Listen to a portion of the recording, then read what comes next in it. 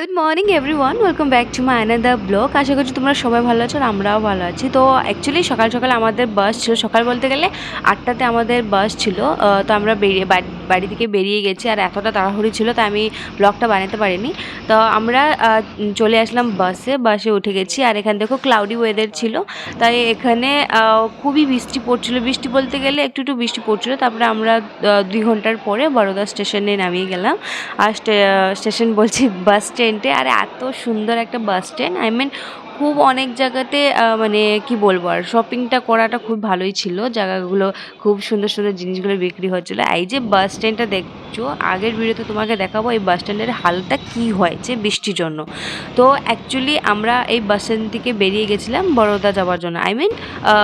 Auto করে গেছিলাম একটা হোটেলে, এখানে থাকবো আজকে। এই জায়গাটাতে আমরা একটা জায়গা ঘুরবো বলে, তো বরোদা পৌঁছে গিয়ে আমরা এই হোটেলটাতে স্টে করলাম। আমরা অনলাইন থেকে আগে থেকে বুক করে রেখেছিলাম।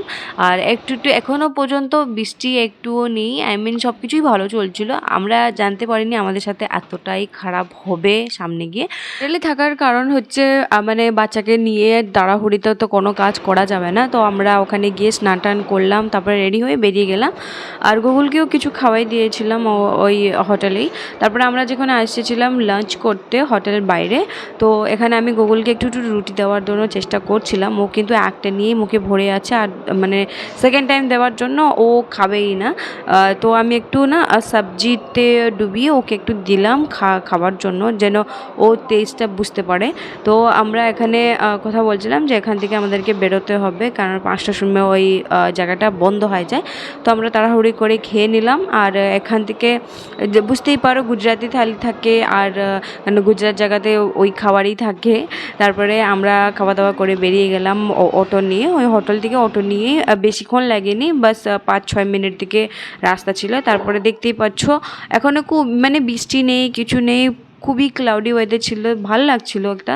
তারপরে আমরা ভিতরে ঢুকে গেলাম। আর আমি প্রথমবার এই স্টাইলটা করেছি, কমেন্টে জানি তোমাদেরকে কেমন লাগলো।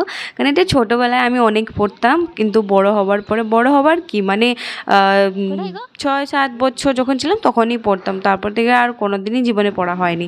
তারপরে এখান থেকে ঢুকে দিয়ে আমরা টিকিট নিয়ে নিলাম। আর এখান দেখো, এটা হচ্ছে লক্ষ্মী প্যালেস, গুজরাতে যে জায়গাটা, এটা রাজা মহারাজাদের সব থেকে দামি ঘর ছিল মানে সেই জামানাতে।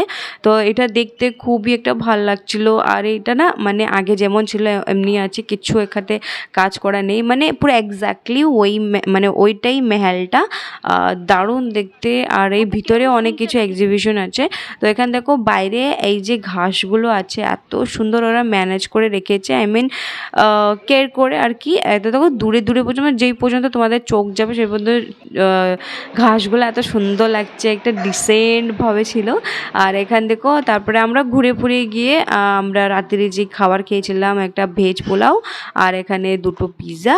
আর আশা করছি তোমাদেরকে ভালো লেগে থাকবে। আর চ্যানেল নতুন হতে প্লিজ সাবস্ক্রাইব করে নিও।